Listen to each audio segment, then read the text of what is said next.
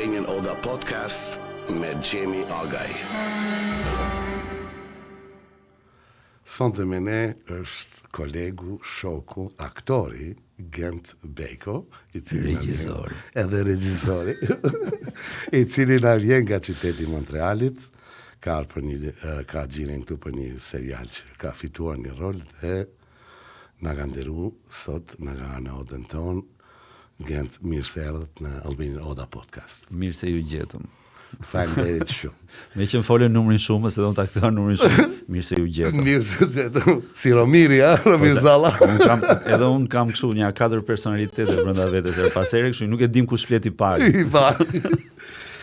Gent, i ardh me punë këtu, ke kap një rol të mirë. Mirë. E di e modest tash, hajde na gëzo, se na gëzohemi kur fitojmë në rol. Një rol ashtu diqysh diku aty. Diku aty, ha. Po çfarë roli është? Si zakonisht, unë marr përsipër që të luaj gjithkënd përveç shqiptarëve, kështu që këtë radhë nuk është rus, është polak. Aty diku, na?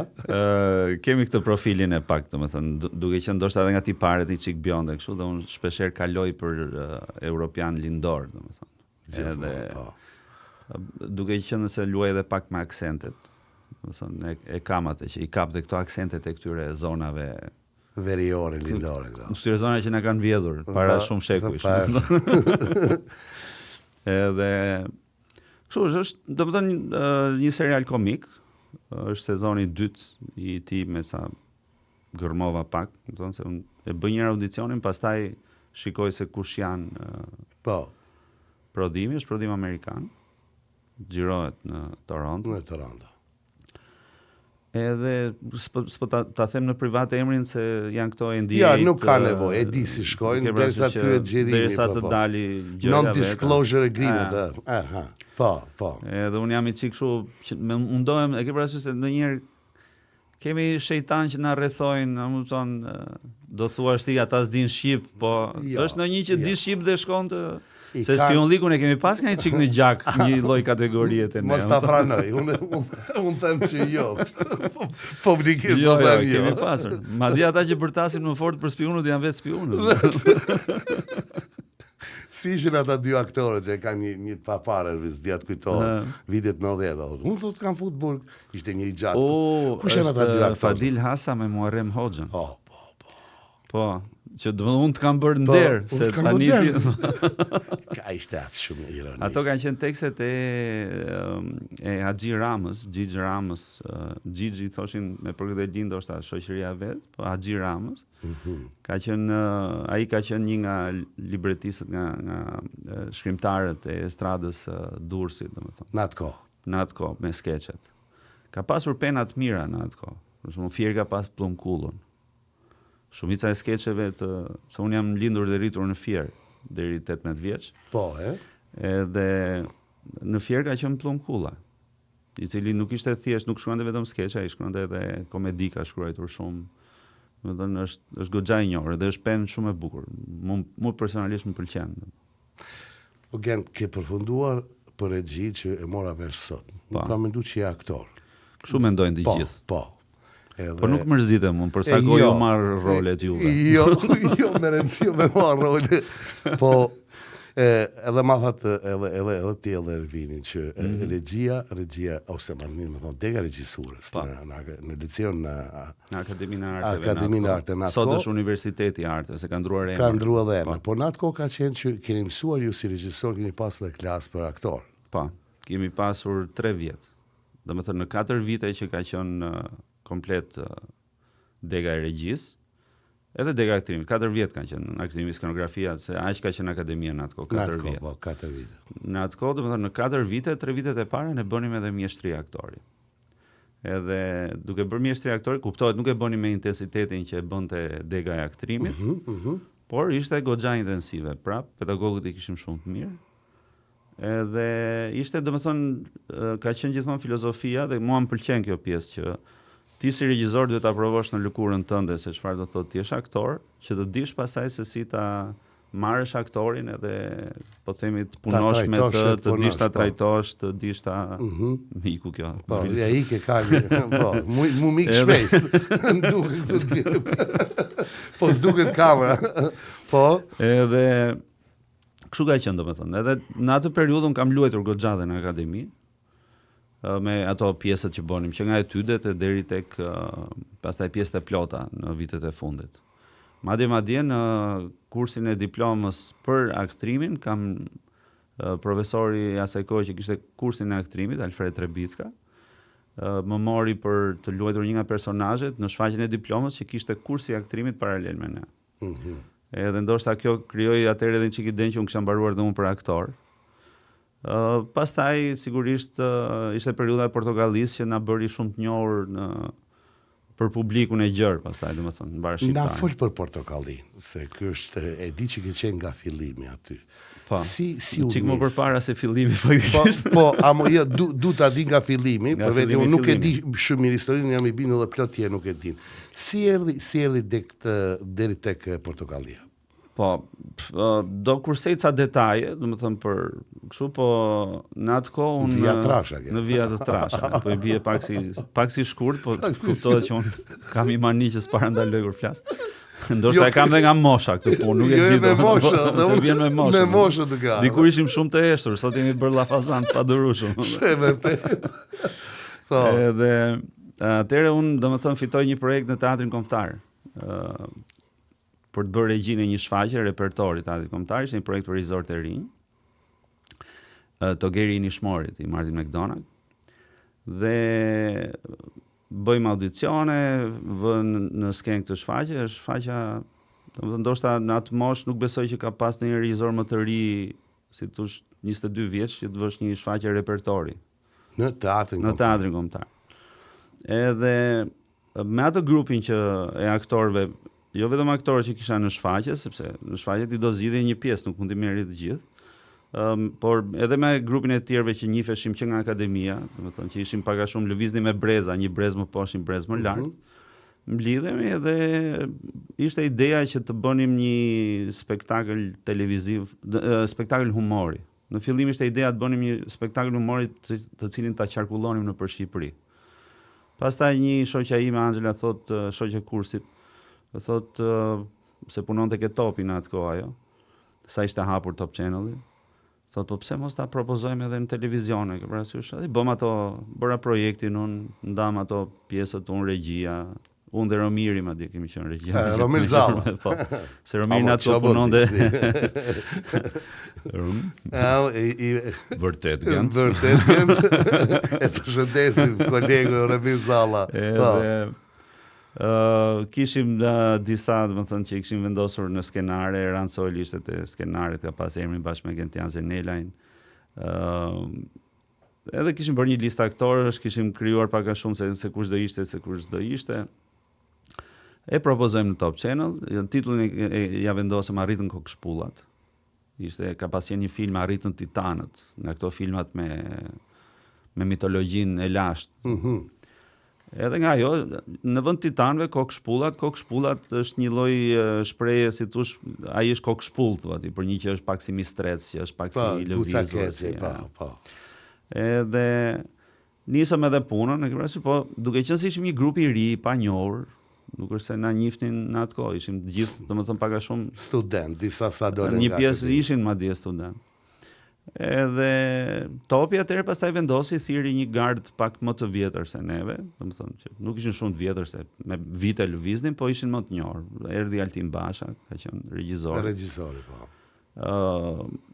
Takimet e para, domethënë, që janë bërë atëherë me Tanin e Topit, ndjes pas kanë qenë neve, grupi i të rinjve, dhe ka qenë Filip Çakuli, ka qenë Vangel Kozma, Jani Duri, që ishin skenaristë edhe më mbrapa në Portokalli. Ka qenë dhe Bujar Kapexhiu në një takim, pastaj nuk ishte më. Si duket u tërhoqa, nuk e di se çfarë. Edhe filluam punën, punuam ja 2-3 javë, domethënë para përgatitore, pastaj u pezullua. Me siguri Topi ishte në atë që na duhen disa emra ndoshta më të njohur, në një lloj kredibiliteti ndoshta në treg, sepse Altini në atë kohë ishte goxha në treg. Gon Llakaj, u sol, po. Edhe u rindërtua, u riformatua, domethënë, sepse formati që kemi pasur ne kishte edhe skeçe të xhiruara. Kurse Portokallia u bë komplet skenike, që xhirojnë skenë gjitha me skeçet. Ne ishim çik më midis Xeli Kabaret, që ka qenë në Kanalet 5 në atë kohë të italianët, edhe Saturday Night Live-it. Portokallia mori një pamje çik më alla Xeli, që ishte vetëm në skenë, edhe një Xeli i përzier me krem karamel, një lloj spektakli tjetër italian i rajt, i cili kishte, po themi, në qendër kishte imitimin e figurave qendrore të politikës, të jetës sociale. Pra u bë një lloj miksimi pak më ndryshe Portokallia nga formati i arritën kokshpullat. Po e gjeti veten si bon për shqiptarët. Po, patjetër. Do të thonë, ki parasysh që ne ishim gjithë me një lloj energjie çuna të rinj, domethënë nga 22, 23 vjeç, 24 maksimumi, Romiri mund të ishte çik më i madh, domethënë. Dhe u risollën prap, domethënë ai grupi, ajo lloj nukleo, Altini e ruajti prap. Ruti Altini bashkë. Po, madje atëherë Altini më propozoi mua që të isha asistent, regjisor, duke qenë se un kam punuar me Bashën edhe përpara Portokallis, kur kam qenë student. Altini ka qenë nga ato profesor, nuk më ka dhënë mua, po ishte kam përshtypjen kishte një lloj vlerësimi për punët që bëja si student atëherë dhe më ka pas marrë si asistent në disa shfaqje të veta. Sa ke qenë student? Sa kam qenë student, po. Do më pas ke punu më herët edhe. Po, njifeshim që në akademi, madje ka qenë Altini ka qenë komisionin e regjis kur kam konkuruar. Domethënë, edhe kjo ishte, kishim punuar përpara, më thot njëherë për asistencë regjie, pastaj më thotë di çaketi, tha ti ke luajtur, tha, pse nuk bën një gjë. Hajde si aktor, domethënë, bëj aktorin. Ke një temp, tha, dha ca kështu nga këto, domethënë ke një temp kështu, ke një gjë kështu, këto detajet që ke si aktore. Disa piketa kështu po. Edhe aty lindi ideja pastaj nga që ishte një treshe te Xeli italian, Aldo Giovanni dhe Giacomo, shumë të njohur ata në atë kohë, i them unë, bëj treshe. Një treshe komike. Edhe ashtu lindi grupi The Zhbëlsh pastaj më mbrapa. Pjesë e Portokallis. Me Ermalin edhe me Gent Zenelajn. Gentian Zenelajn. Se Gent jam unë. Po ma ka marrë ndoshta ai çik kështu si në kthes. I pëlqen, ai koleksionon, është koleksionist. Gentiani. Edhe kështu filloi domethënë. Pastaj dihet historiku se si eci spektakli, se si unë bëra 2 sezone, ika në Kanada, u fut Ermali, më fal. Iku Ermali, morëm Juldedën, e mbaj mend se kam takuar në Festival Butrintit në atë kohë, luante një tragjedi kështu, ishte goxha i maskuar, domethënë punë e njohur që ishte Juldeda. Juliani. Edhe pastaj mbasi kemi bërë një sezon diçka e tillë me Julin dhe me Gentin. Pastaj ika unë erdha këtu në Kanada. Kur ka filluar Portokallia? Kur ka filluar? Çfarë viti ka qenë sezoni? Portokallia për të filluar ka filluar, domethënë puna përgatitore kishte filluar që në 2003-shin dhe për herë të parë është shfaqur për vitin e ri si një miksim midis Top Show dhe Portokallis bashkë. Domethënë ishte Top Show dhe u futëm gjithë personazhet e Portokallis që u prezantuan me publikun. Pastaj për të filluar tamam ka filluar në fund shkurtit fillim të marsit të 2004-s. Që nga 2004? Po. Që nga 2004. Do u bën 22 vjet. Po. Wow. Do me thënë ka shumë vite, unë aty kam ndënjur deri në 2010-ën. Në Portokalli. Kam punuar në Portokalli deri në 2010. Në 6 vjetit vjen. 7 vjet tamam, mbarova dhe sezonin në maj, më vjen pastaj oferta nga Vizioni për të bërë regjin e apartamentit 2XL. Edhe kam punuar 2 vjet pastaj në Vizion me apartamentin 2XL si regjisor. Pra isha pjesa e padukshme e spektaklit. Mund të jem futur 1 herë ose 2 herë ndoshta. Dhe paralel me 2XL në atë kohë edhe për të shplodhur pak trupën, hodha atë idenë që më pas u realizua dhe ajo, u ble nga produksioni në atë kohë, nga Turian Hyskja ka qenë producenti. U ble sketch show, formati sketch show, formati britanik. me gjithë Biblion, me skeqet, me kështu, kuptohet që ne I modifikuam për të sjell pak më për Shqipërinë. Për Shqipërinë, po. Edhe ajo bë dhe për të krijuar një lloj frymarrje pak aktorëve që të shplodheshin, edhe ajo rezultoi që kishte goxha ngarkesë, domethënë. Dhe kam bërë 2 vjet apartamente, dhe brenda atyre 2 vjetëve bënim njëherë apartament, njëherë sketch show Albania. Duhet kthehem aty tek kur Altin Basha, regjisori tha pse sfutesh me një pjesë dikon. Pyetja është, ti ke pas dëshirë do një kështu, Simone, edhe si aktor të shpresh vete. Nuk ora si shumica regjisorëve nuk kanë qef gatrohen. Po. Dikun thellësi tonë ke dash. Po, unë kur kam konkuruar në akademinë atko, kam konkuruar këtë dyja. Edhe për regji edhe për aktrim. Me të njëjtat materiale, kuptohet, po te regjia kishte një 3 provime ekstra, domethënë sepse duhet bëj platformë për një tregim që ta jepnin aty për aty. Ishte një test tjetër, domethënë që kishte të bënte me formimin tënd, po themi, njohuritë tua, dyretërsia. Dash domon. Pa kam dash, po. Edhe aktrimi, nuk ka qenë. Po, të dyja, domethënë unë I dua të dyja, nuk është se e bëj për inat të aktorëve. Po. Edhe ai morë rolet për burr. O gjenda lava rolë. E di si ndjesha, kishte momente për shembull në Portokalli, se në qoftë se të gjithë aktorët, po themi, gjithë kolegët e mi kishin tamam ndjesinë e aktorit që dua të jem sa më I mirë dhe në të gjitha puntatat, të gjithë episodet. Unë kisha një parim tjetër, ndoshta kjo vinte çik edhe për shkak të regjisë, që thosha, ky është një spektakël televiziv, pra është një fast food I përjavshëm. Po. Nuk duhet të jesh më I miri, duhet të jesh gjithmonë midis. Po, konsistent me qenë. Domethënë duhet të ruaj një lloj balance. As shumë lart, as shumë poshtë, qëndron midis, qëndron gjatë. Shumë e vërtetë. Dhe kjo është një lloj rregulli, po them një lloj aksiome në televizion, që I përket televizionit. Nuk është si në një film apo në një teatr që ti jep maksimumin tat për ta, si thosh, për të dhënë më të mirën tënde. Jo, në këtë madje s'ma harrohet sepse ne gjithmonë në fillim edhe në fund bëheshin mbledhje ku vinte edhe presidenti Top Channel në atë kohë. Edhe në përgjithësi jepeshin kritika, vrejtje, komplimenta, për ata që ishin shumë mirë dhe për ata që ishin shumë keq. Se kam ndonjëherë disa skeçe nuk shkojnë. Nuk më harrohet ndonjëherë. Kam bërë unë skeçe që nuk shkojnë sa duhet. Është vdekja. Përjeton shumë rënë burr. Mendon se do shkoj edhe nuk qesh askush. Po mbaj mend për shembull nga tani Topit, se kështu I thoshin të gjithë, domethënë, mbaj mend atëherë në mbledhje. Fliste për shumë nga aktorët për spektaklin e kështu dhe kur rastiste hastim ndonjëherë syt se nga që ishim njohur më përpara. Domethënë nuk është se kishim një konfidencë madhe, unë e kam respektuar gjithmonë, ai është presidenti, pronari I televizionit, unë jam I punësuar kaq, nuk ke nevojë të afrohesh shumë me diellin se digjesh. Po, jo. Edhe më thoshte gjithmonë, ti ke mundësi për më shumë.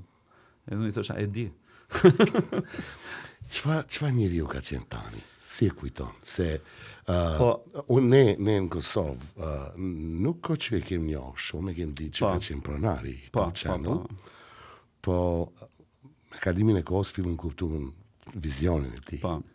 Kishte një vizion pa pam, me dal aty dhe kishte me pasion të madh. Gati se me inaçi do ta bëjmë një shqiptarët se shkeme të. Se ku ndalesh me mendu ku kem qenë vitet 90-ta. Po. Ku është viti nga 2010, 2020 e tash, është si dita me natë. Edhe mendoj që është ai pishtari, I pari që e hapi. Çfarë njeriu ka qenë, se e ke njohur personalisht? Ai shkundi domethënë plurin e medias, edhe futi një lloj vizioni të ri, futi dhe inflacionin në rroga. Në sensin që ti po të punojnë Top Channel, nuk kishe shanse ti ke në një televizion tjetër, jo se nuk të linte Topi, po ti nuk do paguheshe më shumë në një televizion tjetër se sa paguheshe ke Topi. Kjo është e vërteta, se ka legjenda kështu që si linte njerëzit iknin nga puna, këto janë legjenda. Kush ishte I aftë, jo vetëm që nuk ikte dot nga Topi për shkak të rrogës, po përkundrazi edhe trajtohej shumë herë më mirë për atë që vlente. Sepse unë e mbaj mend një nga ato mbledhjet, domethënë kur fliste, thoshte dua të bëjmë televizionin më të mirë në Europë, jo në Shqipëri. Si ambicie ka pas, Dhe mua më ka bërë përshtypje për shembull një gjë se nuk e besoj ta kem treguar ndonjëherë këtë. Në Kroaci më skadon viza bashkë me Gjojën, ishim me pushime dhe përfundojmë në rajon, në pikën kufitare midis Kroacisë dhe Bosnjës. Bosnjës ku është një pjesë e vogël aty te. Edhe mbaj mend si tani atë policin e kishte emrin Rushko, i thoshin aty. Rushko ishte 2 metra kroat. Edhe Garan Pellas Gojlir, po nuk e dim. Mirë, po më bëri përshtypje sepse në momentin që bëheshin ato letrat formalitetes, duhet plotësohen sa formalitete, se ishte shkelur koha. Po si ishte shkel shumë, madje ai komisari i postës aty te qyteti që na çuan tha kot që i keni ndaluar ta se këta kanë qenë në kthim, duhet i linit. Pastaj kur bëm letrat, i shkruajmë ku punoni Top Channel. Shkon Top Channel edhe thot ky thot është televizion në Shqipëri, them unë po. Mos ka një logo thot me një kështu top të madh aty, them unë po. Flisnim anglisht, se ai ishte kroat, nuk. Tha, ka një spektakël ata, tha, të dielave që vetëm qeshin njerëzit. Po unë nuk e marr vesh se unë s'di shqip, tha, po e shikoj tha që se ishin atë kohë ishin kanale satelitore, ke parasysh. Edhe nuk i marr vesh tha çfarë thon, tha, po e shoh që qeshin shumë, tha, duhet jetë shumë i njohur. I thash unë aty punoj. Edhe në atë kohë nuk ka pasur as YouTube, jo. Si thua që ti thua ti për shembull që flasim shekullin e kaluar. Po këtu tani dhe shikoj lale, po të shkruash emrin në YouTube do të dalë, ja, nuk e nëse na përcollën pastaj kështu. Po e kam fjalën që ishte një periudhë shumë e artë në një moment ku kishte një lloj deficience në mediat shqiptare, po themi. Kishte domethënë kanal, nuk është se s'kishte kanale, se në atë kohë ishin të Vaja, ishte Klani. Domethënë ishin këto mirë, po topi u fut me një frym novatore, shumë të fuqishme dhe me teknologji më të avancuar se sa këto televizione. Edhe kishte vizion qartë, ai që donte vizion shumë të qartë. Domethënë unë marr përsipër të flas për pjesën kur ai vinte në mbledhjet e Portokallisë ose në ato mbledhjet që kam asistuar atëherë kur i çuan projektin, se bëm 2-3 mbledhje ne. Me të. Edhe plus pastaj kisha takuar dhe më përpara tek Rozafa Palas, ka pasur një bar shumë, klub, pub shumë i njohur dhe kazino flasim në vitet 99, 2000 ca domethënë. E kam takuar aty sepse në atë kohë tani bëri ofertë Nusës, Gjojit, për të kënduar tek Top Show, tek spektakli që filloi paralel me Portokallin, Alban Dudushin në atë kohë. Po. Dhe Gjoj ka qenë këngëtarja, si thoshe, kryesore e bendit që ishte një bend shumë i mirë, u morën shumë talente, ka qenë Flor Luari, Land Fusha, Gjici, se ndoshta Mitat Laro, kanë qenë, domethënë ishin emra në atë kohë që ishin në treg. Instrumentistë shumë të zotët. Po. Dhe si thosh ai mori, po themi, filloi të mblodhi ajkën që ai mendonte. Kështu, madje në atë kohë kur kemi pas atë sikletin, sepse Gjoj ishte sapo morën vesh ishte shtatzan dhe ishte problemi se në atë kohë në mediat shqiptare nuk gratë përgjithësi e mbulonin shtatzanin. Nuk e tregonin në ekran. Ndërkohë që tani tha ku ka gjë më të bukur tha. Pa. Dhe kjo për shembull se më vjen një natë njëherë ne jemi çik popull nihilist, po realisht femra e parë, gruaja e parë që ka dalë shtatzan në ekran dhe nuk e ka mbuluar është pikërisht bashortja ime. Pastaj filluan këto të gjithë dallga e të gjithë grave të tjera për televizione që dilnin dhe nuk e përkundra. Pastaj filluan edhe ta reklamojnë barkun, domethënë, të bëjnë marketing me shtatzanin. Po që kështu filloi, domethënë janë bërë shumë gjëra që janë ta revolucione, mini revolucione të vogla, të cilat sot për shembull duken si të parëndësishme, por në atë kohë kanë qenë goxha të fuqishme. Ka thy tabuj, ka pas guximin. Përveç që e ka shkuar te kishte vizion. Kishte një vizion dhe shije. Edhe njohuri teknologjike. Si njerëz i donë Kosovës e Shqipërisë. Këto janë njerëz të cilët vinë rrallë. Vinë rrallë. Domethënë të merresh me këta njerëz, duhet merresh për talentet që kanë, jo për jetën private apo duhet merresh me talentin që kanë. I ka ndryshuar jetën shumë njerëzve. Po. Ka hap punë për shumë njerëz. Po. Ka validuar shumë aktore, regjisorë, skenarista. I ka dhënë një jetë se kur nalesh me mendu, nga vitin do të thotë 90-91, kur ra sistemi. Po. Dhe vitin 99, ç'a ndodhi? Ç'a pat aty? Asgjë. S'ka pasur, domethënë ka pasur, si thush, po themi pjesa e humorit u zhduk, po thuaj se fare. Që ka qenë shumë e madhe në Shqipëri. Që ka qenë e madhe. Estrada është quajtur kështu. Po. Atë sistemin se kem pas në Kosovë, me të drejtë. Po. E di se kur thonë në Kosovë, kur përdorin terminin estrada, mendohet për muzikë popullore. Po, kështu përdoret edhe. Po ku ndash me mendu, ky 10 vjeçar asgjë s'dolli shumë. S'ndodhi, ishte një periudhë shumë tranzitive ajo. Traumatike, shumë e rëndë. Tash, gjatë rrugtimit vjen dikush si puna e tanit edhe e ka guxinë, thot, hajde lale do të bëjmë 1, 2, 3, 4. Kam përshtypjen që në çfarëdo lloj biznesi që ai investoi në atë kohë, domethënë ishte i suksesshëm. Domethënë edhe që ti je i suksesshëm në shumë drejtime, do të thotë që ti e ke një vizion, ke një larg pamësi. Ka një intuit. Nuk është çështja thjesht që kam ca lekë dhe ç'a do bëjmë me këto lekët. Ja me lekë kanë shumë, plot njerëz. Ka njerëz plot me lekë, po s'kan vizion, domethënë ose kanë thjesht atë që qarkullojnë lekun apo ta shtojnë lekun, kurse ai në një farë mënyrë e konvertoi pjesën e pasionit dhe të biznesit e konvertoi dhe me diçka që e ndau me të tjerët. Për këtë është për të qenë mirënjohës, domethënë figura është. Po kjo është e bukur, se i ka dhënë për shembull, po mos ishte Top Channel do kishte portokalli. Ja. Po tash domethënë mund të kishte pas një gjë tjetër ku diun, po jo në atë format. Jo në atë format dhe jo me atë lloj investimi, sepse Portokallia në atë kohë, me sa mbaj mend unë, vetëm formati i investimit, domethënë ishte për kohën dhe për tregun ishte pothuajse i papërballueshëm. Domethënë Portokallia mund të ketë filluar të sjellë ndoshta fitime, them unë, nga ana ekonomike shumë më mbrapa, po në fillim kur ka lindur, nuk ka sjell fitime, madje duhet të ketë qenë një grop e madhe financiare. Ka punuar me humbje. Po ka punuar me humbje sepse investimi ishte i madh, investimi në aktor, investim në skenografi, investim në gjithçka. Domethënë ishte kosto shumë e lartë. I ka dhënë drejtim ta bëjë mirë profesionale. Po. O do bëhet tamam ose nuk del. Po kur nalesh me mendu sa kënaqësi ka dhënë popullit shqiptar, publikut shqiptar. I ka dhënë atë kënaqësinë që dhe sot, që mas kaq vitesh, domethënë edhe ne, si thosh, edhe unë personalisht, se cili ka ndjesitë e veta, po edhe unë e shijoj akoma, domethënë frytet e asaj kohe. I ka dhënë një, se di çka ka dhënë një gjë të bukur. Unë nuk jam aktor i humorit, pse në jetë private ndonjëherë thonë që e ke sensin e madh të humorit, sidomos gruaja, po se ke përdor, domethënë nuk e luajtur komedi ke fjalën. Jo, nuk kam luajtur komedi. S'ke luajtur komedi, jo se si aktor humori. Ti je aktor humori në shkalla sipërore.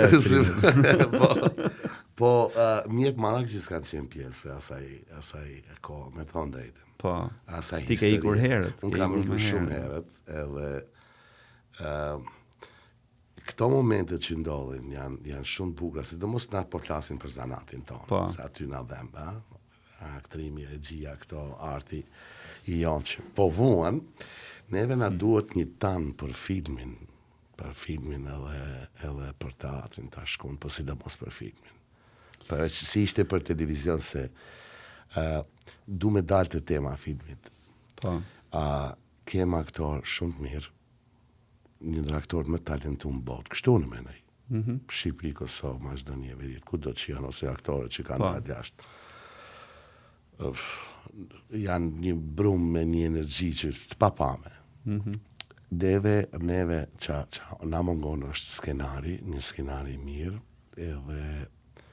edhe investime më shumë në kinematografi. Kur ka mundësi regjisorit iranian me disa tema shumë të thjeshta, ai Korasami do tjerë që kur nash i shef filmat e ty, nuk o që kanë harxhim të madh. Përkundrazi. Po kur nash me pa lidhjet skenave dhe narracionit se se zhvillohet dhe gjithçka, atëre kupton që është një mjeshtri, një do që se ka shkuat. Neve na duhet kjo, unë mendoj që ta kapitalizoj atë talentin ton. Si në aktrim, si në pamje tona, si shteti on ka bukuri të ralla natyrore, që të vinë edhe Hollywoodi, kur them Hollywoodi, ti di që ka po Bullgaria dhe Hungaria. Isha para 3 javësh isha xhirova e reklamen. Tash imagjino ku kanë ecur ata. Pse mos ta kem ne? Çfarë industrie do zhvillon dhe për 400 km/h ose një vija ajrore 400. Ne i kem gjitha. Kem plazhën, kem fushat, kem bregjet e Toskanis, e kem malet, pastaj kem bjeshkët, e kem detin, plazhën, liçenin, ujin, shkëmbin, gjitha aty. Edhe për një produksion si është produksionet e Hollywoodit, ose edhe për shteteve tjera, kur ka gjëra të tilla që janë me një vend, edhe me një legjislacion, tamam si duhet që të afrosh, dhe pa taksat vinë, ti krijon një infuzion në industrinë që fillon njerëz të punëson, krijon. Filmi Troj që është boti, din që janë ata 300 bullgare që janë statista, kaskadera që i thënë në Kosovë, stuntmen. Kjo na duhet, unë mendoj. Shiko çfarë problemi ka Shqipëria në përgjithësi. Domethënë që neve o duhet ta zhbëjmë si popull një herë mirë dhe ta riformatojmë veten në këtë drejtim, ose neve do ngelemi po prapë kështu siç jemi. Mediokër. Jo, nuk është çështje mediokriteti, çështje historie, çështje historiku. Në Shqipëri, për shembull, marr përsëri po flas tash për brenda Republikës Shqipërisë, sepse Kosova prapë në ca gjëra është më e avancuar se sa Shqipëria. Po aty jem. Aty janë, po janë disa gjëra, ca gjëra janë më të avancuar, ca gjëra janë më mrapa, lëvizim, luhatemi. Po aty lodojmë. Aty lodojmë. Neve kemi problem shumë të madh. Neve folëm tani për shembull për këtë që më pyetet ti, unë tregova historikun. E si ndodhi Portokallia. Po kjo nuk ndodh kene. Jo thjesht në drejtim, ai ishte një shembull. Nuk ndodh kene që neve të vlerësojmë pjesën e mirë dhe të keqe të kaluarës son, që të kemi mundësinë të ecim përpara në mënyrë të shëndetshme. Neve jemi nihilist, e mohojmë gjithçka. Para meje nuk ka ekzistuar asgjë.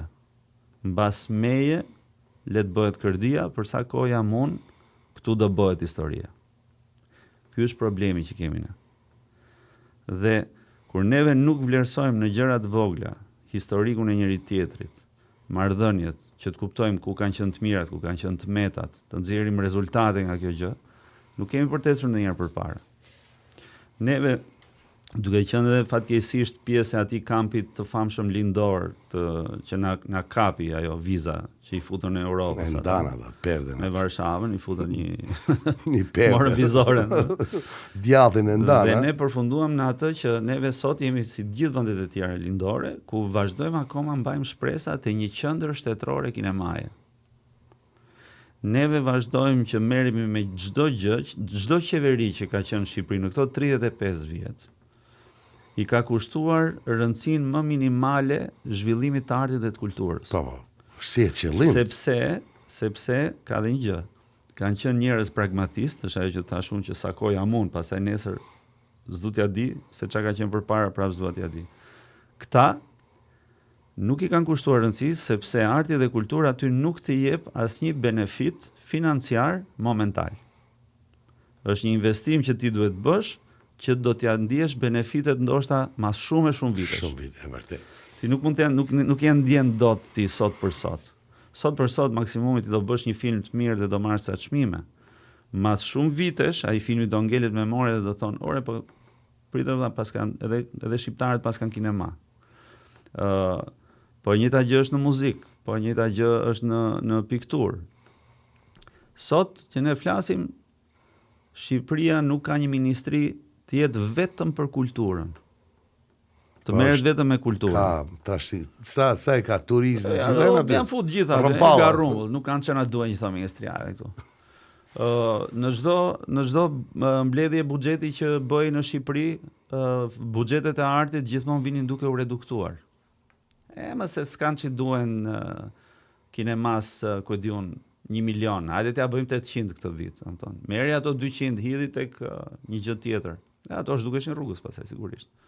Po a kupton, kjo është bërë me ardhin e kulturën. Sabotimi. Sabotim. Po. Pastaj po t'i shkojmë më në thellësi dhe po të bëhemi pak konspirativ te kjo me shumë mundësi vërteton tezat e Çubrillaviçit. Domethënë për zhdukjen, për asimilimin edhe për azjesimin e kombit shqiptar. Po.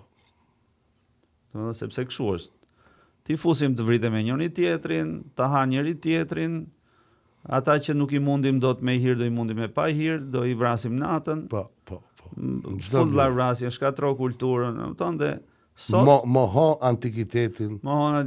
Po shumë gjëra i marrin atë e vjedhin, na rrim aty flet. Shqipëria është një vend akoma i pagërmuar. Po më burr, po. Domethënë Shqipëria, trojet shqiptare. Po. Se kur them na është mësuar goja Shqipëria se është ideja mamaja, domethënë nëna Shqipëri. Po, jo. Po trojet shqiptare janë të pagërmuara. Janë të pasimiluara. Më ka ardhur plasja kur isha tani në Bullgari.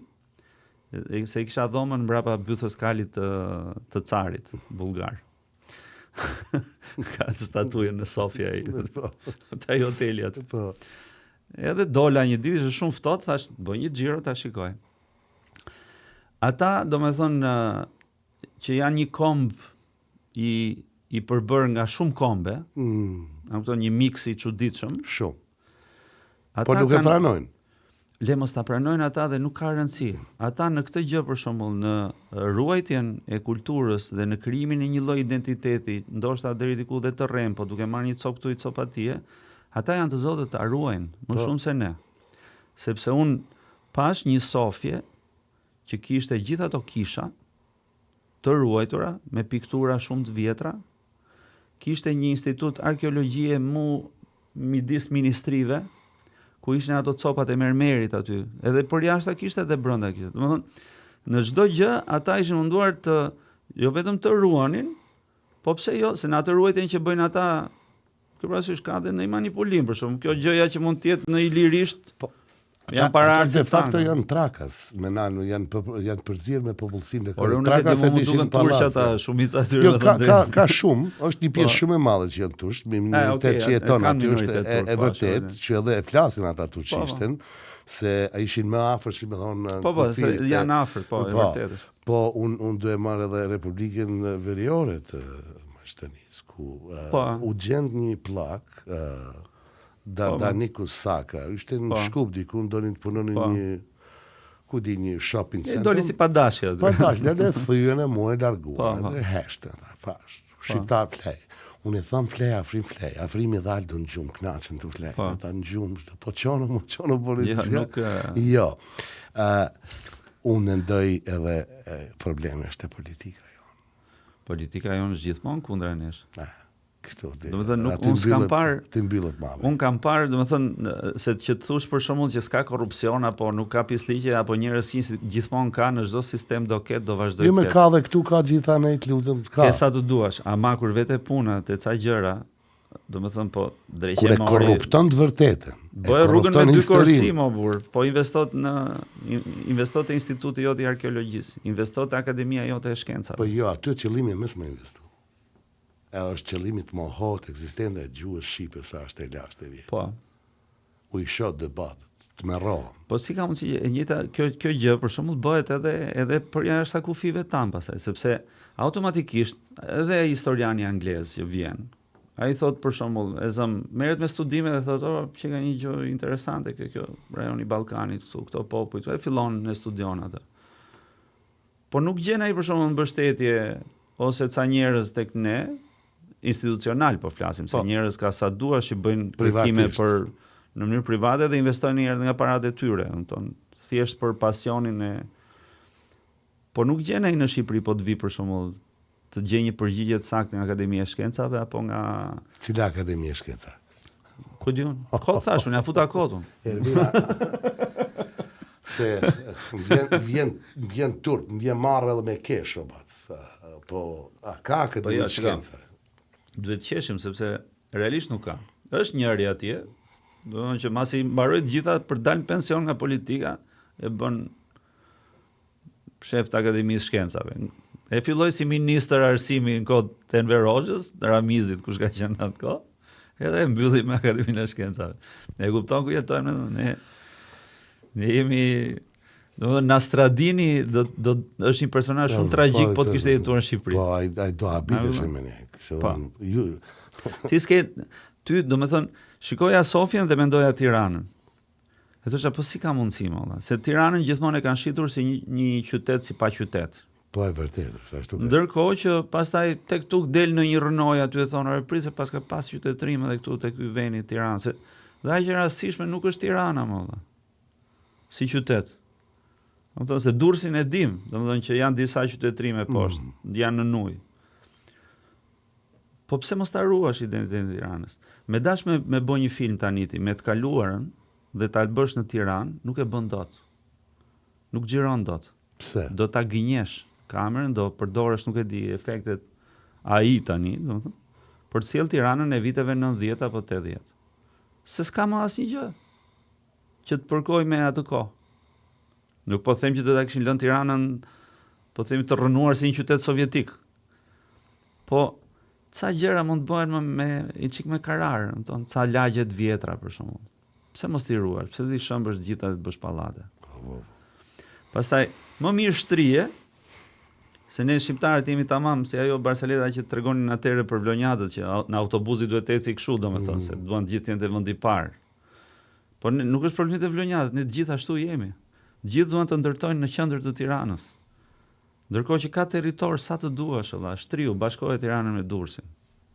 Apo me Krujën, apo me Kamzën veç është i ngjitur. Kamza është një lagje, është një mini bashki është domethënë. Po shtriu edhe në hapësirë.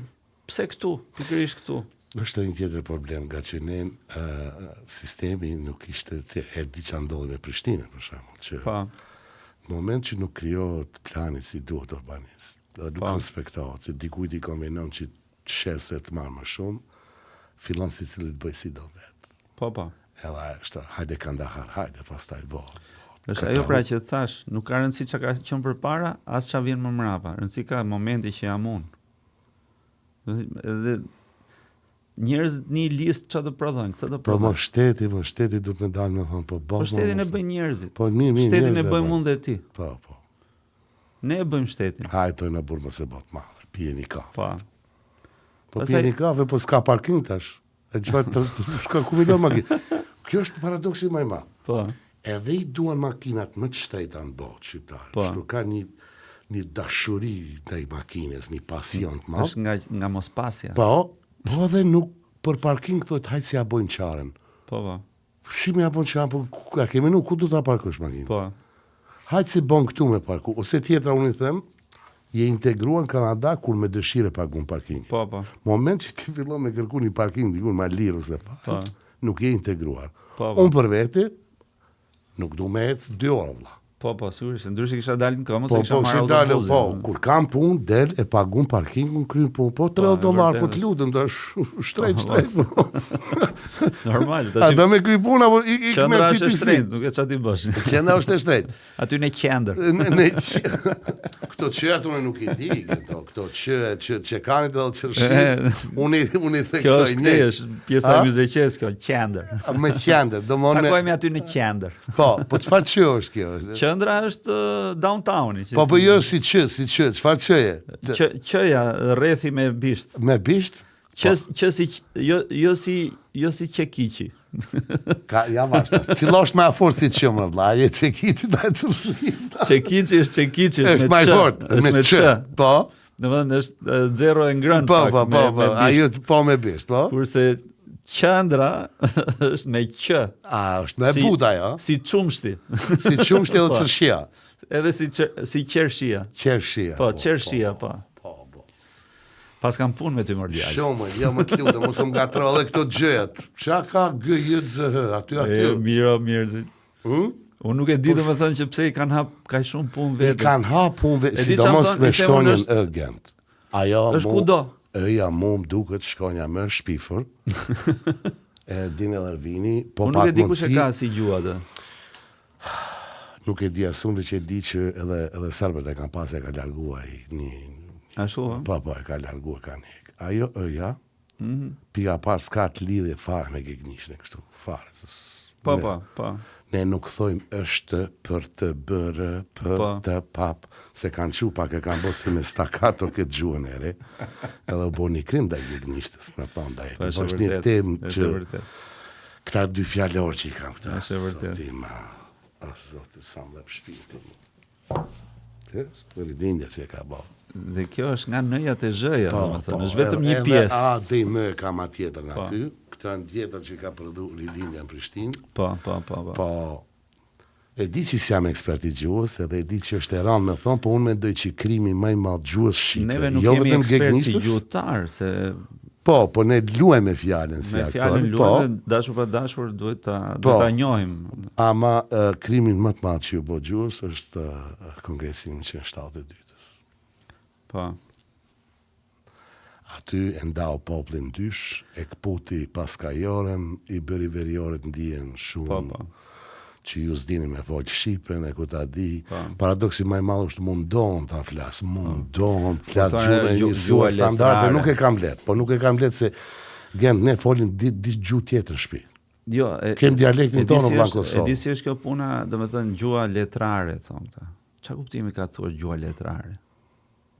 Se e mendoj shpesh unë të. Nga që shkruhet në romanet edhe është e permisuar pa gabime. Okej, pa gabime jam dakord, domethënë sepse gjuha duhet shkruhet pa gabime. Po nuk mund të jetë gjuha letrare njësoj si për një dialekt si për një tjetër. Ky është mendimi im.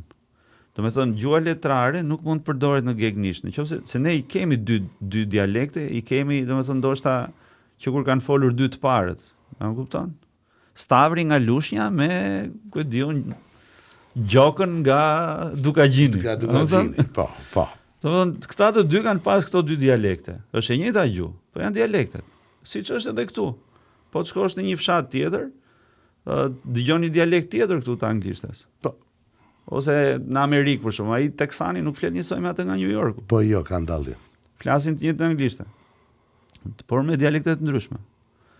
Tani, gjuha letrare, si mund ta përcaktosh ti për shkakun që gjuha letrare, po themi, doli kjo teoria, unë për shkakun vi nga Fisi Naimit. Domethënë kam konflikt interesi tani. Po kur vete puna, pse duhet të jetë gjuha e Naimit, gjuha letrare dhe gjuha e Fishtës i bie që është thjesht dialekt. Po. Jo, ato dyja letrare janë ato. Po, edhe dyat janë. Se janë dy njerëz të cilët kanë ditur të shkruajnë. Unë e mendoj kështu, nga një ekstrem që ishte ajo gjuha zyrtare deri në 1956, që ishte ajo Gegnishta e vjetër, kaloi në ekstremin tjetër me një toskrishte kështu. Po. Çoroditur, muj me thonë, e di që do më thonë pse flet kështu. Jo, është vërtet, nuk ka. Është ngarkuar gjuha, sepse kur e punuan në 1972 në kongresin e fundit, sikur se e kanë dashur shumë frangishten ata që ishin aty. Munduan ta bëjnë pak më franceze, më për të.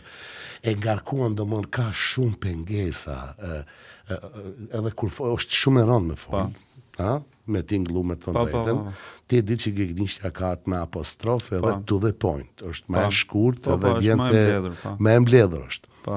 Unë nuk po them kjo ose ajo. Jo ashtu. Unë po them hape kraun për Gegnishten, tjetë edhe Gegnishtja aty, edhe dë gërshëtohen nga dal. Pse mos ta din fjalën morrezitun e marr gjithë moshën? Ne thojmë morrezit. Po, morrezit, ç'a bën? Ti thoni mundzi o vlla. Me mundzi? Mundzi ku shkonin në plazh. A thoni? Okay, po. Ju e thoni me urrezit. Morrezit, po ç'a bën? Rrezet. Nga rrezet e diellit. Po, e kuptoj unë këtë. Tani e kuptoj domethënë. E kupton, po shumë shqip është. Aty është sakt tregon ç'a e procesi duke bërë. Po. Se mundzi është the end result, rezultati i fundit i procesit. Po kjo tregon proces, ç'a bën porrezitem? Se për shembull nga që jam rritur në jug edhe më shumë e njoh më shumë toskërishten se sa Gegnishten, edhe Themin e marrim rreze për shkak, po themi me dy fjalë, marrim edhe rreze. Po edhe ajo ka marrim rreze, domthon po ulemi, po rrezitemi. Po rrezitemi është tamam. Ta shtrohet pyetja, a është ajo në këtë fjalë e famshme fjalë? Ka shumë fjalë që po vdesin, po mbesin jashtë. E këtu me qeni qeveri kontare, shamë qeni mbret si puna ime, kështu dim? Po. Të gjithë mbretër jemi, ti po i hap punë vetes se i po thua. Thamë se zogi tha vetit, tha nash mallni, tha, edhe i lartë edhe i madh, dyja. Për u dalë mu ka këta tje, se gjithë janë vllej, por kjo është pak edhe i nash. Nash mallni, tha, edhe i lartë edhe i madh. Është debat shumë për mua është i dhimbshëm, me thënë drejtën. Unë shpresoj edhe besoj edhe e lut Zotin që të mbledhin gjithë ato gjyqtar, po dhe politika jonë ta shohin drejt këtë punë. Sepse ato fjalë që po humbin e gegnisht, po dhe janë disa fjalë që ndoshta në dialektin këto që nuk janë futur, se kanë dyshuar, nuk e kanë ditë, ju ka ikur. Është keq me ikë, sa ato ka është një histori e thellë në atë fjalor. Shiko, dëgjoja para ca ditësh Irakli Koçollari, studius shqiptar. Burr shumë i mençëm, i qetë, ka një elokuencë kur flet. Fliste për Kongresi i Manastirit, mos gaboj, caktoi alfabetin. Çfarë alfabeti do përdori shqiptar? Po. Edhe unë i pëlqej domethënë njerëz si puna e këtij profesori, sepse janë njerëz që vërtet domethënë studiojnë për këtë punë, merren me këtë punë, nuk janë të përçartur që thonë për shkakun që çdo gjë ka lindur nga shqipja. Jo, nuk është e vërtet, po është mirë, s'bën edhe ekstreme, domethënë s'po merrim atë pjesë. Jo, nuk, jo. Thoshte një gjë shumë interesante, tha, u vendos ta ky alfabeti latin. Në një kohë që shqipja nuk është e vërtet që nuk është shkruar në kohët e lashta. Është shkruar me atë alfabet i cili sot quhet helenik, quhet grek. Po ky është huazuar siç kanë huazuar helenët, kanë huazuar shumë gjëra nga ne, është e kohë që të kushurinj kemi ata dreqe, po se si janë ndonjëherë. Kushurinj janë se ç'kemë te. Unë e them, po janë tanë, janë gjaku jon janë. Po politika përjashtova ata ndoshta që kanë origjina, po themi të kolonive që janë spostuar, historira të vjetra. Po e kanë fjalën që në këtë moment, për shembull që ata e kanë bërë ndoshta për t'ju afruar më shumë perëndimit, siç e kemi zakon neve, se ne edhe kryeministrin nuk e dim çfarë feje ka, thonë njëri është musliman, njëri është katolik, njëri. Ne kemi 4 fen, rregullisht. E më kështu është talent, shumë mirë ai që gjithdis nga gjithë, se nuk përzitet, po që po edhe kur vete puna, domethënë okay, po pa afrohemi domethënë perëndimit, po i largohesh historisë tënde. Se ja si të ndodh sot. Ai thotë është e imja, thotë, nuk është e jotja. Sot, domethënë greku thotë është e imja. Është alfabeti im, thotë. Po është marrë. Pse mos ishte ruajtur kjo gjë atëherë? Iku. Domethënë, janë bërë shumë manipulime në histori dhe neve e kemi shitur aq shumë njëri tjetrin edhe vendin, saqë sot duhet vojmë pasojat. Unë nuk mendoj që vetëm e kem shitur, unë mendoj ajo nihilizmi on ajo. Distancimi domosdoshmë. Po. Atë u bë çao bë. E di kur merr fund nihilizmi ke ne? Domethënë kur vdes robi, armiku më i madh të mban fjalimin më të mirë. Kështu jemi ne, domethënë si natyra. Nuk duam ne të shohim domethënë është po gjëna më jem shumë punitiv, domethënë të dënues në. Po më shumë jem talentuar, shumë jem. Prandaj ecim ne në botë më shumë se sa brenda vendit. Kjo është paradoksi më i madh.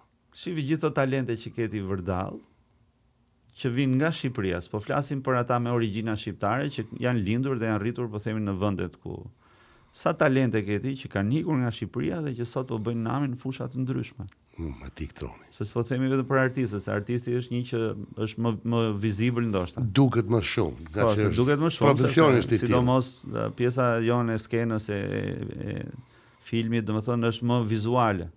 Po ke shumë talente shqiptare ti që çuditesh nëpër universitete, ke profesor sa duash. Profesor të vërtet, jo nga këta që merren kështu me shoqata kulturore. në për Montreal, se nuk e di të juve ç'ndodh, po. Mos më gush. Bas mos më gush. Nuk e di ç'ndodh ndodh ke juve, s'po nga zmoj. Mos më gush. Po dhe ju duhet keni shumë shoqata. Kem shoqata si antar bordi, mos më gush. Po mirë, dakor. Po. Jo. E kam fjalën për te shakave, domethënë kam qejf se i ngacmoj ata Montreal. Tëm bleki. Se e kam qejf këtë pjesën, domethënë që kur i vë emrin shoqatës, mirë është me qafë kulturore duhet shkosh edhe një herë në teatr, me pa në shfaqje. Pastaj nxe punë me teatr. Amanda. Ne s'po shkojmë kinema. Nëse s'po i ngucim. Pa mos ti nguc, mos ta ngacmo. Tash edhe janë plakur edhe me zi lëvizje. Po, mos ta ngacmo. Po, ku ishim duke thënë tek arritjet e shqiptarëve. Te arritjet që ne shikojmë. I kemi në fushat ndryshme, kemi të njerëz të realizuar. Dhe këta njerëz çuditërisht rinë larg komuniteteve të gjëra shqiptarëve. Unë për shembull kam marrë vesh emra të ndryshëm në Montreal. Montreal është komunitet shumë i vogël shqiptarësh, nuk është se ka shumë. Nuk është si Toronto. Nuk është si Toronto. Toronto është më, ndoshta edhe çike për shkak të gjuhës. Po ka shumë shqiptarë për shembull suksesshëm në Montreal ose në provincën e Quebecut, të cilët vetëm kur i takon ndonjëherë rastësisht. E më veshti që ne nuk e kem një restoran tipik shqiptar këtu në Toronto. Po s'ke që do, grekët, italianët, shqiptarë janë pronarët në përgjithësi. As na duhet ushqim shqiptar. Jo, shiko, unë them që e kanë çështje marketingu. Jo, unë e kuptoj që ata që kanë hapur historinë, në rregull, si është e imrizit zanave, pronarit, që janë dikon 20.000 gastronom shqiptarë në gjithë botën. Po. Dikon ja 99% kanë restorane italiane, greke tuaja. Kjo është paradoksi më i madh që kur më thonë mu ushqim shqiptar s'ka, u vdes kështu, kam një tmerrë. Po jo, kështu jo, skema. Po. Ktheu në mëngjes si s'pas bine. Është mirë çdo zonë tash. Si ta zonë ka ushqime dhe ka kuzhinë vetë. Ama më buraj bureku bëhet në 40 lloje ndryshme. Po. Nga atje Suliotët e Çameris, e deri Mitrovica atje, 50 lloje bën. Ktheuni të në gjenez, ktheuni se gjyna. Po, Gent, du me të pyet për pasionin tënd për Harley Davidson. Mos ta motor, se motor është Harley. Bile e mora vetë sot nga Ervini ma të goj. Ai shoku i përbashkët, çfarë që thotë? Kur thosha dal me gjërmë me motor. Dal me gjërmë me motor, dal me gjërmë me Harley. Me Harley. Nuk është motor, është Harley. Aty o dallimi. Dallimi. Domo pasioni jot nuk ka vetëm për motor, po është për Harley. Po, është, domethënë posaçërisht ke Harley. Po kur ka kjo dëshirë? Po, domethënë unë jam rritur shumë te gjyshrit në Fier. Edhe gjyshi im, ndoshta edhe për shkak të punës që ka pas bërë atëre, kur kam lindur unë, domethënë kur jam rritur unë, ai nuk kishte më motor në shtëpi, po kishte shumë fotografi me motora. Vite 50, 60, domethënë në atë kohë. Domethënë në atë kohë që ka qenë i ri, se unë kam lindur në 80-ën, si thosh unë, pastaj albumin fotografi e kam parë, se në atë kohë ishte më i vjetër gjyshi, ishte mbi 60 e kusur, afër të 70-ave gati. Edhe fotografit ishin me motora të ndryshme dhe për shkak të punës që ai bënte në atë kohë, punonte një nga këto ndërmarrje shtetërore, a drejtore, a zëvendësore, nuk e di, mos të gënjej kot. Dhe ishte i detyruar të bënte qarkullime, inspektime her pas here nëpër ato zonat, edhe në fillim i bënte me kuaj, me ç'tregonte gjyshja. Edhe mamaja ime përdorte kuaj. Pastaj hyn motorrat, dhe çdo motor që hynte në Shqipëri për shkak të detyrës e merrte për të qarkulluar, po duke që ishte pasionant. Dhe ishin këto. Pastaj shikoja Dajën në atë kohë, vitet e Daja merrte një motor kështu lëvizte. Baba im një herë më ka bërë xhiro me motor me një tricikël të një shokut vet. Damon. Ato foto që ke pa, ekspozimi të Daja. Po, është gjithkohës aty, pasioni për bicikletat. Pastaj mbaj mend, nuk e di, e keni pasur ato karrocat me kuzhinjeta? Jo, se besoj. Nuk bënit karroca. Neve kemi pas një kështu në familje mbaj mendun karrocat me kuzhinjeta që ishte një pllakë e madhe druri që i vije një aks me bullon, edhe montoj një tjetër dhe i montoj një kuzhinjet, domethënë poshtë asaj dhe vjeshin 2 kuzhinjeta anësore. Bënte si me 3 rrota dhe lëvizje me këmbë atë. Po, me këmbë. Edhe u lëshoshe nëpër disheza nëpër. Po. Mundet u zgarravisje nëpër asfalt. Po gjithsesi. Edhe unë gjej 3 kuzhinjeta dhe mundohem ta ndërtoj këtë karrocën edhe gjyshi im ka qenë talent sepse para luftës kishte punuar si marangoz, domethënë punim me druri. Edhe gjithë mobiljet në atë kohë mbaj mend komoja, këto bufete, këto i kishte bërë vetaj. Pundore. Po. Ishte domethënë mjeshtër për zdruktar, si thënë ne. Po. Ashtu, tamam. Mjeshtër druri. Mjeshtër druri, po. Madje mbaj mend që një nga komot ka pasur aty ku ishte vendi Chelsea-t ishte falco sepse aty ishte bërë për të fshehur pistoletën. Se ka qenë në kohën e luftës, ishte qenë kohën e luftës i ria i kishte qenë pjesë syre njësiteve, ku diun çfarë kanë qenë domethënë. Edhe e merr, më thot mua çfarë do të bësh ti, karrocë kuzhinjeta dhe ma merr atë pllakën që kisha gjetur unë të drurit. Gjeti pastaj një kështu 4x4 që i themi ne, copë të madhe. Ja montoj sipër dhe nuk e bëri aksin siç bëheshin rëndom karroca me kuzhinjeta, po ma bëri me aks me timon dhe ngriti timonin dhe e solli në këtë lartësi. Domethënë që ti ulesh ajo dukte si një motor Vespa. Në miniatur. Edhe ka qenë karroca më e veçantë, domethënë në lagje. Modified. E forta. Dhe një ditë bukur, masi unë kisha gjyshi atëre fatkeqësisht kishte ndruar jetë. Edhe unë e kisha ruajtur si kujtim atë, dhe një ditë bukur kthehem në shtëpi dhe nuk e gjej më. E kishte marrë babai im, pa e ditur, ka thonë më kalon ky tani këtë ka harruar. I kishte marrë kuzhinjetat dhe kishte bërë fije. I duheshim këtë çaj duheshim kuzhinjetat në atë. Po çfarë? Dhe trishtimi im ishte ekstrem, domethënë nuk i fola për shumë ditë me radhë, kam përshtypjen. Po, i hidhruar ti. Shumë i hidhruar sepse më prishi një gjë që unë e kisha kujtim, ishte më tepër te vlera, domethënë sot që ne flasim po ta kisha, do ta kisha ruajtur me shumë fanatizëm, domethënë atë lloj mjeti. A ishte, si më thonë, më bukur në lagjen aty me kalamajt. Në Fier nuk e di se nuk është se organizohet grand turizmi atë. Po imagjino që kush ta shihte ishte më ndryshe. Ishte më që të shtynin kollaj me atë, se shtynim njëri tjetrin, e ke parasysh. Njëherë bënte xhiro njëri bënte xhiro tjetri. Unë kam pas shumë kushurinë. Domthon hallin e ke pasion. Po. Harley Davidson. Po. Sigur Ervini e ka Vespa. Edhe mbasi ndrova shumë motora dhe shumë kështu, domethënë derisa arrita se duhet piqen dhe kushtet për të pasur një Harley. Për në atë kohë, domethënë është edhe pjesa financiare. Po nuk janë një Harley është pak më i shtrenjtë po themi nga motorët e tjerë.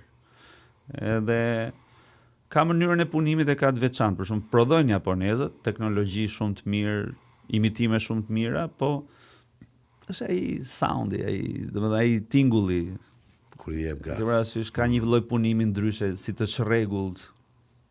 Nuk është tamam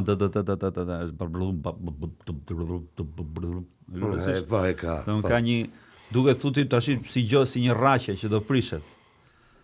Ka një plus pasaj edhe këto kur rritesh shikon nëpër filma, këto grupet e mëdha, këto. Po si është e ndjesia kur je? Po ajo tamam për mua për shkak është terapi. Unë nuk e shikoj thjesht si është mënyrë jetese. Domethënë ka njerëz që i kanë pasion motorët ose ku diun i duan motorat dhe kështu, po duan shpejtësinë, ose duan thjesht që dalin në Instagram, ku diun se sot ka dhe një kategori për shembull që e shesin veten, po kur vete puna, por ai çikshi nuk dalin në rrugë, domethënë ajo është stil jetese. Pra okej, s'po them dalësh në temperaturat që jemi ne këtu tani në dimër që është akull e kështu sepse s'ka logjik se nuk qëndron ajo. Po. Bit të rrshkasësh, të vritesh, po. Ftohtë është. Po duhet që në mënyrë jetese ti nuk i trëmbesh kohës keqe pak apo kështu, e ke stil jetese, ti e di që në një moment mund të rrëzohesh. E rëndësishme është ti jesh pa pasojë, do të çohesh prapë. Po Harley nuk është për shpejtësi, nuk ka të bëjë. Jo, ka, shiko, edhe Harley ka goxha shpejtësi, nuk është. E kuptoj, po nuk është si ato speed bikes, kanë prodhuar një model ata, për shumë vite më radh prodhuan Buell, që ishte modeli speed, domethënë i Harley-t, motor gare. Është më tepër te potenca te kuajt fuqisë sa tek motorat e shpejtësisë. Kanë prodhuar dhe motora elektrika ata së fundmi. Se është sigurisht do ecin me kohën. Po që prap e ruajnë atë elegancën edhe atë klasicizmin që ka Harley, sido që të jetë në detaj. Domethënë kanë disa modele që ai modeli që kam unë për shkak nuk prodhohet më. U prodhua nga 2000 deri në 2012 ose 14, pastaj stopoi si linjë. Quhet treni natës. Ashtu e kanë. Po, Night Train. Night Train, po. Softail, është familja Softailit, sepse kanë Softail nga që e kanë atë bishtin pak si vjen si me, qofse të gjithëve ju vjen po themi rumbullak për poshtë, këto e kanë një pak si ajo e shqiponjës, e ke parasysh? Po.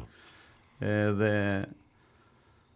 është stili jetese, ke parasysh. Po janë të organizuar, më ke thonë, në Shqipëri, në Kosovë? Në Shqipëri, po, ka pasur, në Shqipëri filloi një periudhë, domethënë lindën 2-3 grupime të vogla, derisa pastaj u bëm në atë periudhë kam rastisur dhe unë, kur u bëm një grup, të cilët filluan si një grup i vogël, dhe pastaj u zgjeruan në trojet shqiptare, si thosh dolën përtej kufive të Republikës Shqipërisë, u kryen deg në Kosovë, në Maqedoni. Domethënë kishim deg, u bëm gati 150 e ca antar, domethënë. Ka qenë emrin grupi ka pasur Steel Wings, se është akoma klubi, domethënë grupi. Po në atë kohë u organizuam edhe sot, për shembull, sot Tirana është e mbushur me festa të ndryshme, sepse gjithë këto grupimet, ca quhen shoqata, ca quhen grupime, ca varet si regjistrohen. Sot është bërë rëndom që të gjithë bëjnë festa motoresh. Në atë kohë, për mallsinë e eventeve që kemi organizuar ne me grupin, domethënë kanë qenë shumë të veçanta.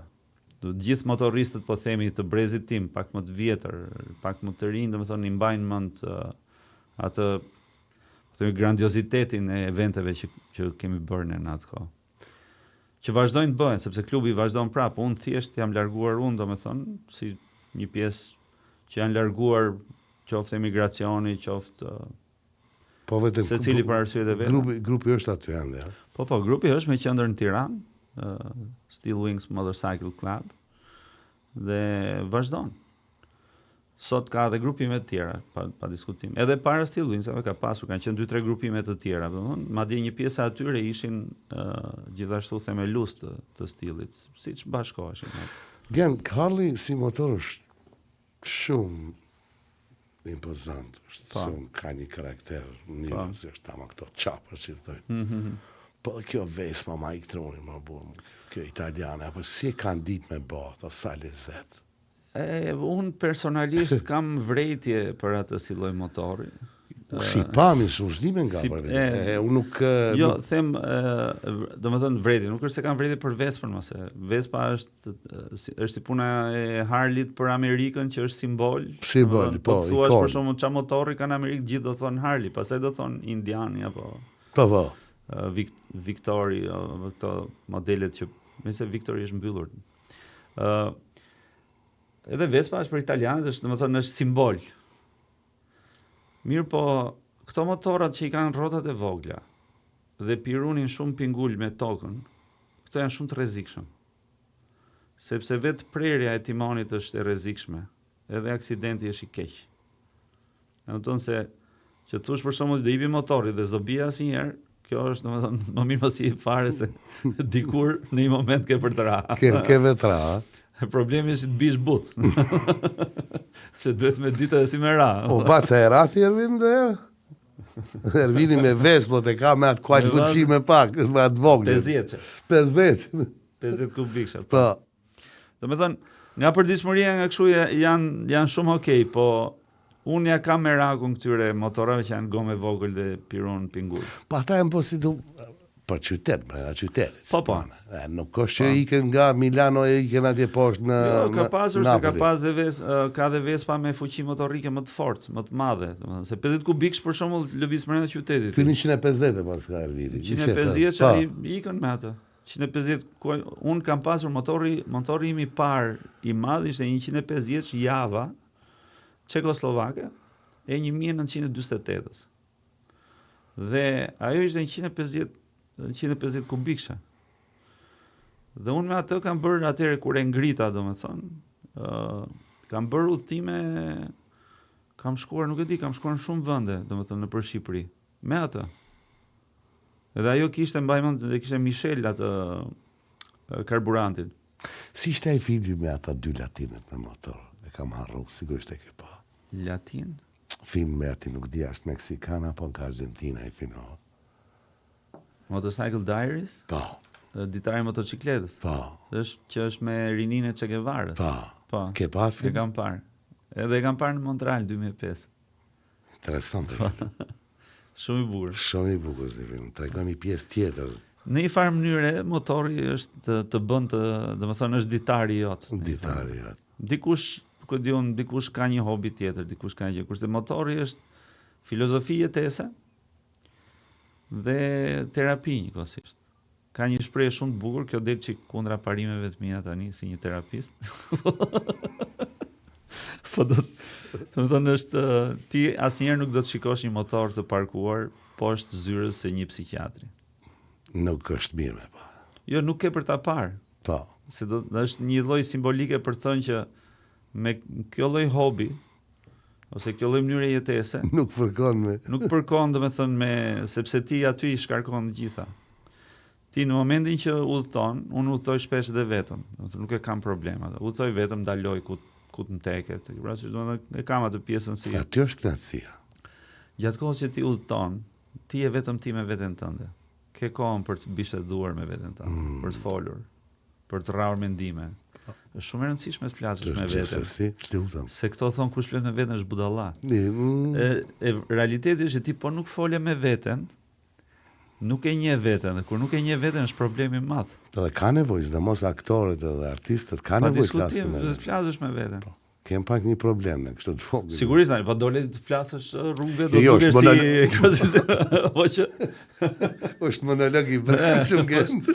Me veten do të jo me dashur me vol me zonë me dal atëre. Na morën atë ushtimin ne I thonë. Po ka nevojë robi me dal mu shpreh dikun. Është mirë me gjetë veten atë drejtim për veten. Patjetër. Është kratësi. Unë thash Vespën e dua, por nuk e kam guximin. Jo, me thënë drejtën. Harli jo se jo. Është me të tërhequr. Për shembull, kam një shokun në Shqipëri, ai është I fiksuar, domethënë mbas motorit, në sensin është I dashuruar me Harlin. Edhe nëse ka një gjë që ai urren shumë është nëse po themi ndonjëherë kur ka bërë aksident dhe I ka thënë ndonjëri do I hipësh me motorit. Domethënë ai direkt përgjigja atij është dil për jashtë. Se mos shoh më këtu, mos më fol më. Motorët speed bike aty o rreziku.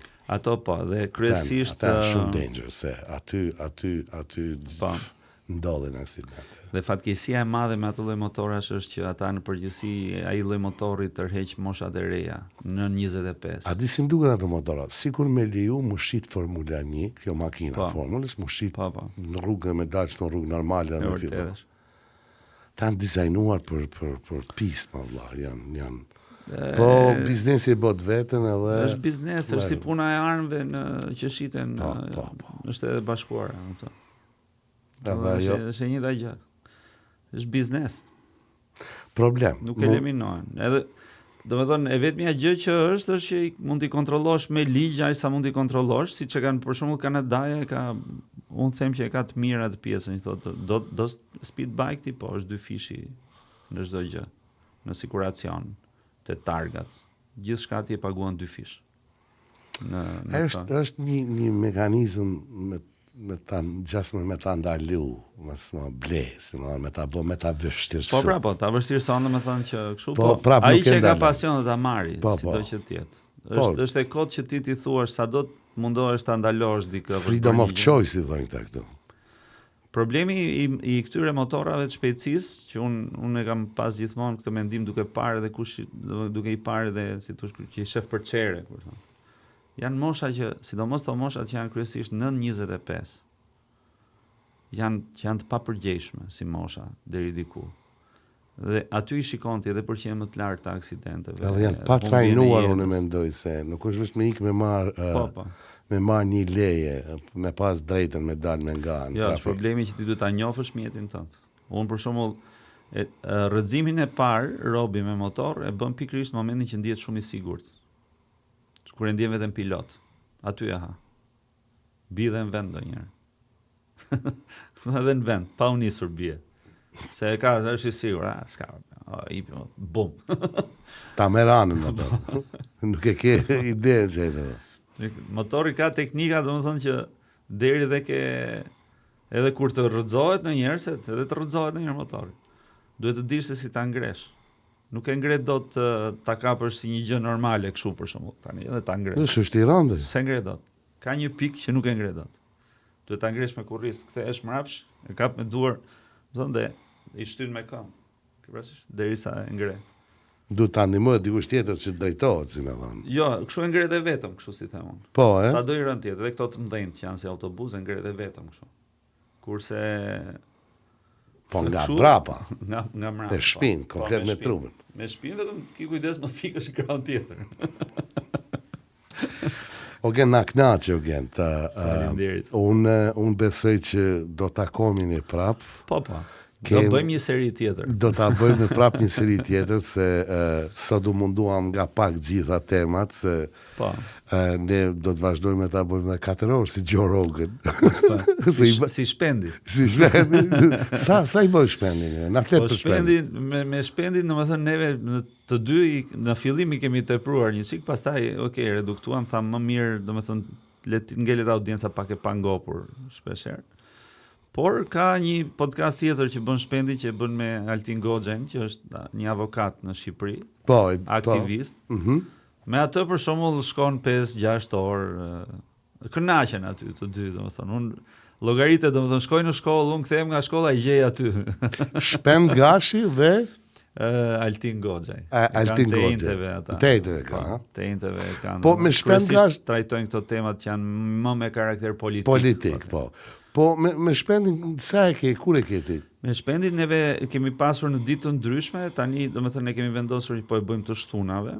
Një herë në javë. Një herë në javë, po. Një herë në javë nga ora 12 me orën këtu, domethënë. Ora këtu është 12 me 2 ose mund të shkojë edhe 2:30. Atje I bie 6 me 8. Atje I bie 6 me 8. Kohë darke I bie atje. Po, është kohë darke, nuk bie në kokë me këto çmendurit kolektive si Big Brother për shembull, ose ke parasysh janë këto se të fiksoj këta spektaklet. Po. Se spektaklin me përgjim nga vrimë e Chelsea gjithmonë fiksojnë, lutem. E kanë menu mirë. Po. Vetëm rum, mos vjen ai ftes. Rrise e mirë. Mos e ha atë. Jo për zot du me hongër unë. Ta provoj një 4 javë. Mos lale. Se të vjen ndonjëri, domethënë ndonjë që të pështyn në gojë aty, domethënë aq afër të vjen. It's okay, për 3 javë 4 pinturoj. Unë do t'i çmend se unë garras shumë. Do e kishe bërë me dërmend. Po, do e bëja. Unë nuk Unë do e bëja, po do e bëja për një kohë, s'besoj që do kisha kesh mundësime ndaj 4-5 muaj. Asaj si dihet pasaj se varet publikut që varet me publikut, po. Ju të Kosovës edhe keni edhe çik kështu sikur ju ngjit keni shans. Jo, po neve na marrin pak. Po ju marrin pak, po. Gjina në bazë numrit popullsisë përqindjes shumë pak marrin. Bën gabim ata. Ta s'pe hapin krahun. Ata duhet me marr për shembull. Ja vërtet është. 60% nga Shqipëria, edhe 40% Kosovë edhe Maqedoni. Or 50-50 duhet I marrin. Po hajde s'pe them atë 50. Popullata e Shqipërisë sot që ne flasim, rrezik mund të jetë edhe më I ulët se sa e Kosovës. Jo, më njëjtë aty ndoshta ka diçka më shumë, po idea është kanë ikur të gjithë. Mirë ikën, po duhet për fatësi 50. Jo më marr për shembull 2-3 nga Kosova. Po. Unë shokët edhe Big Brother, televizionet, edhe këtu I shoh si mediume të cilat mund ndihmojnë që sa më shumë të ulet ai dallimi kulturor dhe të filloj ai bashkimi, se muzika e bëri të parën. Po nëse ti nuk I përfaqëson me 2-3 të Kosovës, unë mendoj që është gabim. Duhet më shumë me hapkra. Ja për shembull Big Brother Kosova merr pak më shumë nga Shqipëria. Po. Mundon, si më thon 6 veta. 5 veta, edhe 2 ma shumë. It's not enough. Mbushi gjitha nej, rëmpal bëne 50-50 si thua ti. Punë e mallë, ky me atë dialekt, ky me dialekt. Gjithë jem shqiptarë. Po aty është e bukuria burr se do njerëz smiren vesh kupton. Ha çfarë tha ti thotë se kuptoj. Si ishte më rruaç ai tani. Se dinte çfarë do të thotë. Gëzuar. Këto është më abeti. E mësojmë shumë a shumë zona me zonë, se aty janë nga qytetet ndryshme. Ka lezet ajo. Shiko, të them eksperiencë. Duhet jem më të guximshëm, këto dua ta them. Edhe në Shqipëri e Kosovë. Po. Eksperienca ime, kjo është për te këtyre formateve. Unë për këto formatet e vetmja vërejtje që kam është autorësia, njerëzit që rinë mbrapa, në mënyra se si i përzgjedhin njerëzit që futen aty brenda. Sepse duhen testuar mirë ata që hyjnë aty.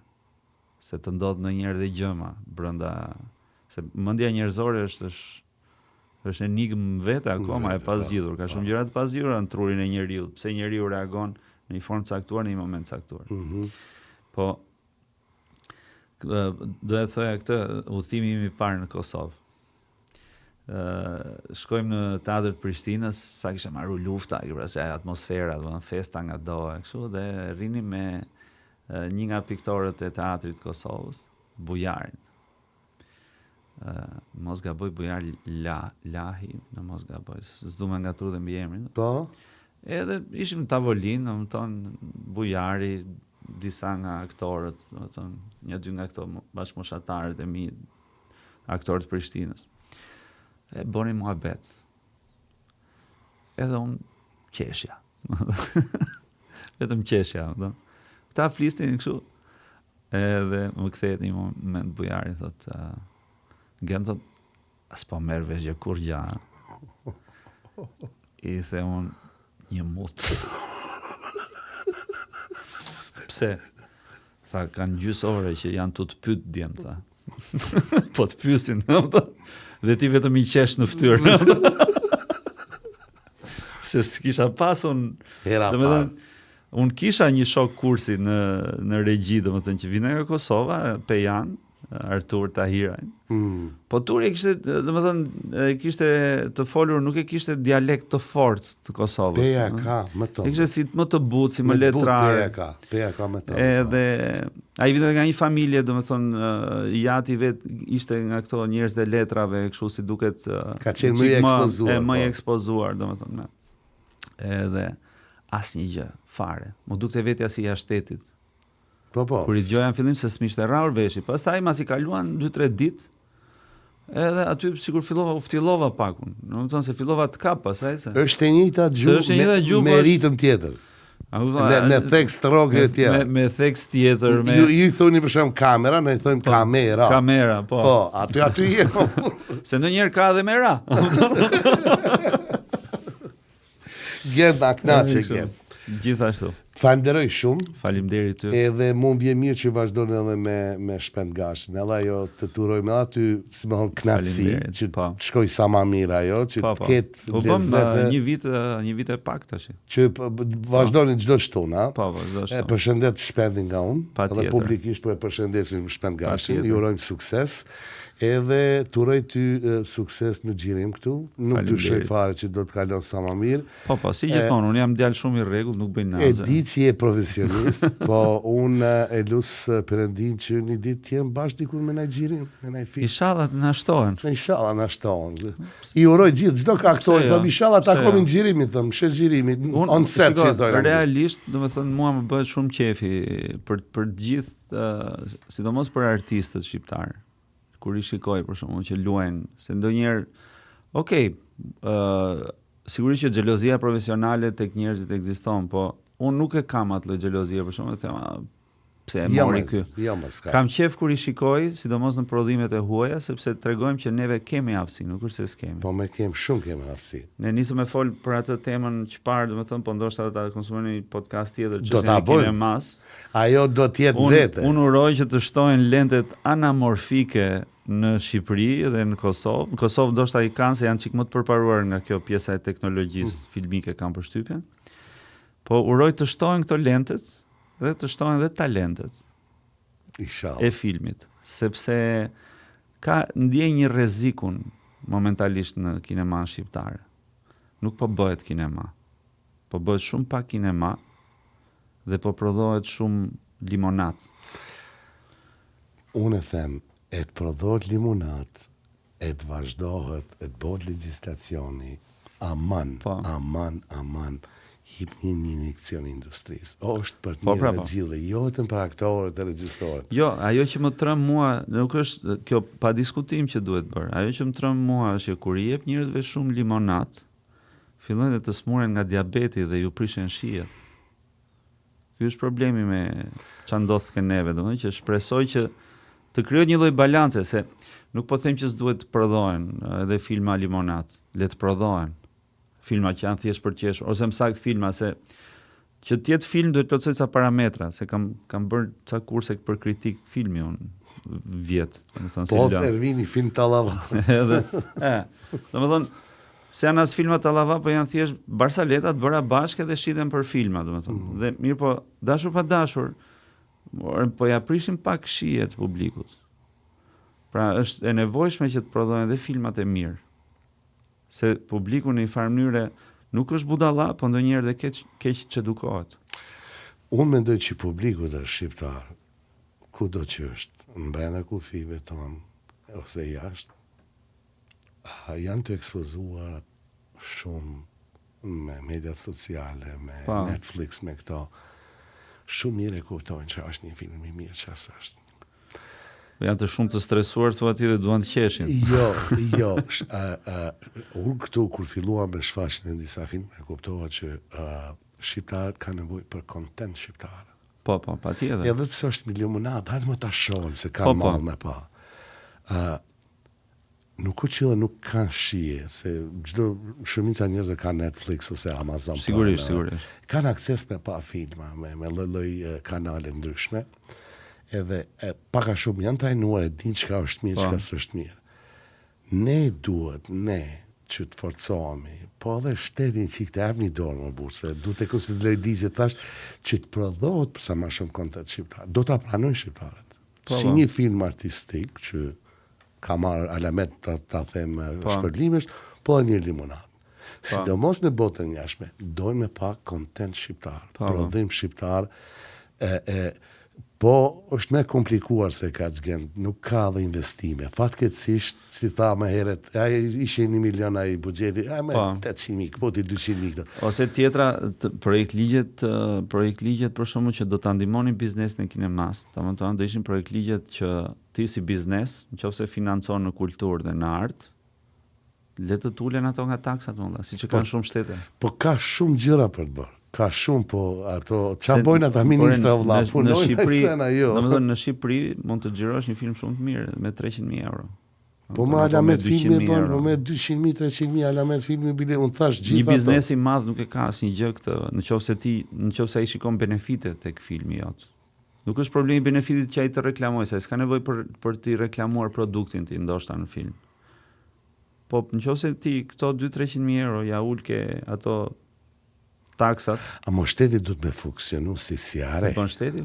Po shteti, po së funksionoj shteti i marë, që tjeti të thëmë kaq taksa i ke, shef, këta e kanë kopci gjanat. Ne jemi akoma të kioskat e turizmit, po nuk jem standardizuar, nuk jem sistemuar, kjo dhimbja janë. A do fundmi e në Evropa jo, është mbetet për të pa.